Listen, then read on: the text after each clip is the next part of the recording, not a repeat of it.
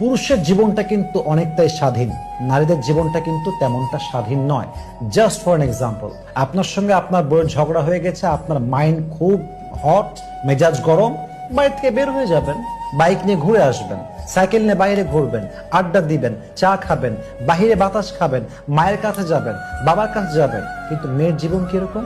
No, the life is not like that. তাদের জীবনটা এরকম না। ঝাড়ি খাবে, লাথি খাবে, বকা খাবে, ঘুষি খাবে, কিল খাবে, গালি খাবে, ঘরের মধ্যেই বন্দী, ঘরেই থাকতে হবে। আল্লাহ সিস্টেমটা এরকম করেছে, নারীকে ঘরে থাকতে হবে। এবং অবাক করার বিষয় হচ্ছে, পুরুষের মা তো আছে ওখানে, বেশিরভাগ ক্ষেত্রে নারীর মা তো নেই, বাবাও ওখানে নেই।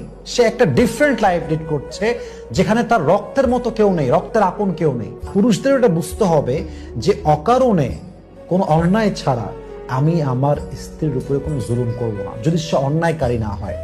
যদি অন্যায়কারী হয়, সে শাস্তি পাবে। তার